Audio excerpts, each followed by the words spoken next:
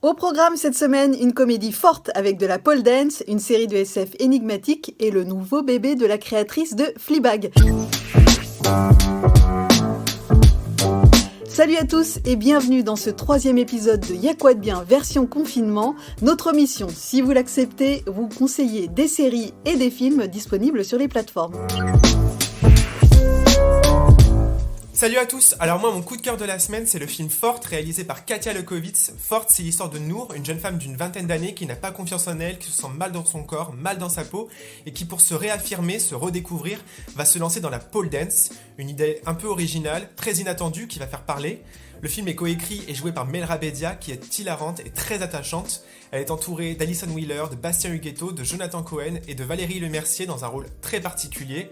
Forte, c'est un film drôle, forcément, mais aussi juste et touchant sur la différence et l'acceptation de soi, l'acceptation du corps. C'est un film que je vous recommande. Il est disponible sur Amazon Prime Video.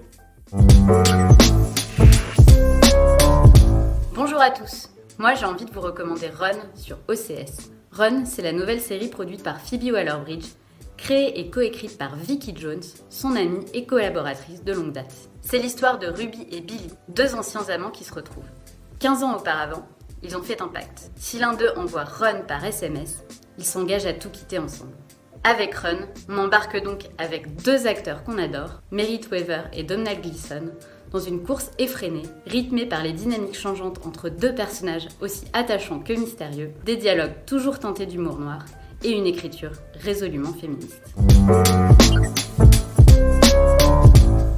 Salut à tous, moi je vais vous recommander la série Tales from the Loop qui est disponible sur Amazon Prime Video. Alors c'est une série de science-fiction uniquement basée sur l'émotion.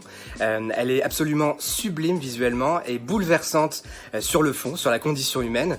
Alors c'est adapté de peinture d'un artiste suédois et ça se déroule dans une toute petite ville de l'Ohio qui est construite au-dessus d'une machine qui s'appelle donc The Loop et qui a pour but de résoudre tous les grands mystères de l'univers.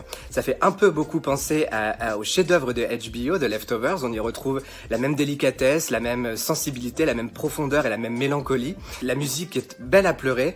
La façon de filmer les paysages, la nature fait un peu penser à Terrence Malick. C'est doux, c'est réconfortant, c'est un moment suspendu. Ça fait vraiment beaucoup de bien. Ça s'appelle donc Tales from the Loop sur Amazon Prime Video. Merci à tous les trois pour vos conseils. À mon tour de vous faire une reco rapide, ça s'appelle Feel Good, c'est une série en 6 épisodes sur Netflix. C'est une romance LGBT qui parle aussi et surtout d'addiction. On y retrouve à son cœur Mae Martin, qui est une stand-upeuse originaire du Canada et pour moi c'est une révélation. Elle est drôle, son jeu est sincère, l'histoire de cette série est sincère aussi. Voilà pourquoi je vous la conseille. Et parmi les seconds rôles, on retrouve une certaine Lisa Kudrow qu'on avait adorée dans Friends, évidemment dans le rôle de Phoebe. Feel Good sur Netflix, c'est actuellement disponible. Et quant à nous, on vous dit rendez-vous très bientôt pour un nouveau numéro de Y'a quoi de bien version confinement. Et d'ici là, restez chez vous. Salut!